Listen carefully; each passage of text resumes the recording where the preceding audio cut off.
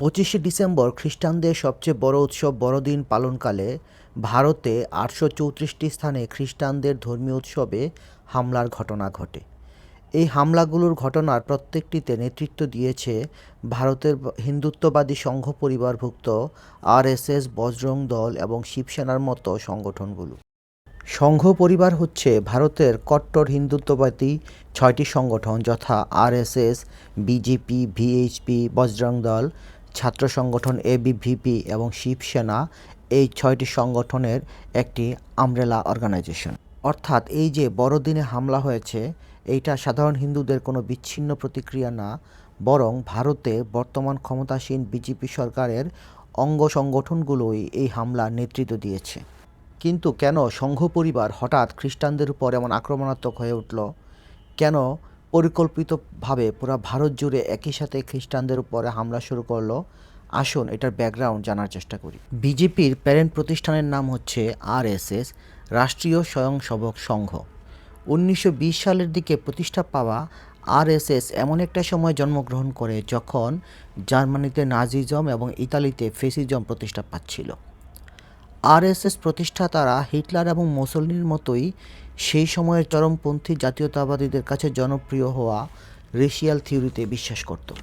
কারণ এই racial theory Hindu ধর্মের মধ্যে যে বর্ণপ্রথা আছে, অর্থাৎ কিছু মানুষ উঁচু জাতের কিছু মানুষ নিচু জাতের, সেটাকে সমর্থন করে। এই বিশ্বাস অনুসারে আরএসএসের ফাউন্ডাররা মনে করত হিন্দুরা একটি উন্নত জাতিগোষ্ঠী এবং সাংস্কৃতিকভাবে এবং জিনগত দিক দিয়েও তারা অন্যদের চেয়ে উন্নত। সুতরাং তাদের অধিকার আছে তাদের চেয়ে অনুন্নত অন্যান্য জাতিগোষ্ঠীর উপর নিয়ন্ত্রণ আরোপ করা।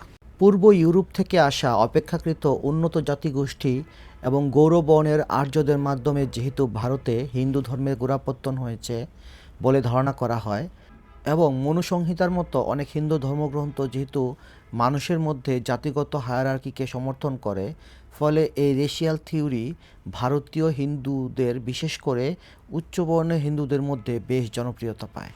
একবিংশ শতাব্দীতে এসে বায়োলজিক্যাল রেশিয়াল থিওরি বিজ্ঞানীরা বাতিল করে দিলে আরএসএস এটাকে একটা কালচারাল সোশ্যাল কনস্ট্রাক্ট হিসেবে নতুন করে রিব্র্যান্ডিং করার চেষ্টা করে। Today, RSS is not anti-Muslim but definitely pro-Hindu, and they believe in the glorious past of this country, and they believe in the idea of national reconstruction, the very core cultural values of this country. Now they are being called Hindu value system. People can have any way of worship, but if they believe in that value system, they are very much part of India. Sudesh Singh অত্যন্ত স্পষ্টভাবে এই কথাটাই বলেছেন, অর্থাৎ ভারতে থাকতে হলে যে কোনো ধর্মের হোক না কেন তাদেরকে অবশ্যই হিন্দুদের সুপিরিয়রিটি মেনে নিতে হবে। ইনি হচ্ছেন সুব্রমণ্যম স্বামী, প্রাক্তন মন্ত্রী এবং বিজেপি সর্বজন শ্রদ্ধেয় বুদ্ধিজীবী। দেখুন উনি কি বলেন। You wrote a piece in the DNA. Yes. Where you have spoken about Muslims having a Hindu ancestry. They should admit to it, that's all. Why is that important? I don't get That's it. important because it unites And you actually us. even suggested, I think, that it should be compulsory for them to acknowledge their ancestral heritage. I said they should acknowledge that their ancestors are Hindus, otherwise they should have a voting right. That's what. Mister স্বামী এখানে পরিষ্কার করেছেন যে ভারত যেহেতু শুধু হিন্দুদের দেশ, সুতরাং এখানে অন্যান্য ধর্মের মানুষরাও যদি থাকতে চায় তাহলে তাদের স্বীকার করে নিতে হবে যে তাদের পূর্বপুরুষরা হিন্দু এবং তাদেরকে সেই ভ্যালু সিস্টেমটাকে অ্যাকনলেজ করতে হবে। আর তা না হলে তাদের কোনো ভোটিং রাইটও পর্যন্ত দেওয়ার প্রয়োজনীয়তা উনি মনে করেন না। সেজন্যই ভারতে প্রায় প্রতিদিনই কোনো না কোনো এলাকা থেকে এমন ভিডিও ভাইরাল হতে দেখা যায় যেখানে একজন মুসলমানকে একটা হিন্দু মত জয় শ্রীরাম বা বন্দে মাতারাম বলতে বাধ্য করছে, এবং কোনো মুসলমান যদি ধর্মীয় কারণে সেটা বলতে আপত্তি করছে তাকে নির্যাতন করে হত্যা করা হচ্ছে। এইটা যে শুধু মুসলমানদের সাথে হচ্ছে এমনও না, আদিবাসী, দলিত সম্প্রদায়, এমনকি ভারতের নর্থ ইস্টে বসবাস করে আদিবাসী চাকমা সম্প্রদায়, মারমা, মগ মানুষজনের সাথেও একই রকম আচরণ করা হচ্ছে। সেভেন সিস্টার্সভুক্ত মণিপুর রাজ্যে গত 2 বছর ধরে জাতিগত দাঙ্গা চলছে, যেখানে আদিবাসীদের টার্গেট করে গণহত্যা চালানো হচ্ছে। ভারত বাংলাদেশের সবচেয়ে বড় প্রতিবেশী দেশ। মায়ানমারের সাথে সামান্য বর্ডার ও বঙ্গোপসাগর বাদ দিলে আমাদের সব দিক দিয়ে ভারত। আবার ভারতের জনসংখ্যার মোট 15% হচ্ছে মুসলমান, যার মধ্যে আবার জাতিতে বাঙালি মুসলমানের সংখ্যা সবচেয়ে বেশি। এই মুসলমানদের উপর নির্যাতন অব্যাহত থাকলে এই মুসলমানদের একটা বড় অংশ ভারত ছেড়ে বাংলাদেশে প্রবেশ করতে পারে, যেমন মায়ানমারের রোহিঙ্গা মুসলমানদের সাথে হয়েছে।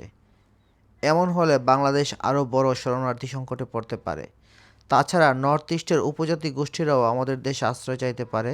তাছাড়া সেখানে দাঙ্গা অব্যাহত থাকলে অবৈধ অস্ত্রের ব্যবহার এবং তা পরবর্তীতে সন্ত্রাসীদের হাত হয়ে বাংলাদেশে প্রবেশের সম্ভাবনা অনেক বেশি পরিমাণ বেড়ে যায়। সুতরাং বাংলাদেশের উচিত হবে অবশ্যই এই জিনিসগুলো খুব গভীরভাবে পর্যালোচনা করা, অন্যান্য প্রভাবশালী মুসলিম দেশগুলোর সাথে মিলে ভারতকে প্রেশারাইজ করার চেষ্টা করা এবং আন্তর্জাতিক বিভিন্ন ফোরাম যেমন জাতিসংঘ, মানবাধিকার কমিশন ইত্যাদিতে এই বিষয়গুলোকে বেশি বেশি হাইলাইট করা, যেন ভারতের মুসলমানদের বর্তমান অবস্থা, পাশাপাশি অন্যান্য সংখ্যালঘুদেরও বর্তমান যে দুরবস্থা চলছে সেটা নিয়ে বিশ্বে একটা জনমত তৈরি করা যায় এবং ভারতকে প্রেশার দেওয়া যায় যে তারা যেন এগুলো দ্রুত তার সাথে বন্ধ করে।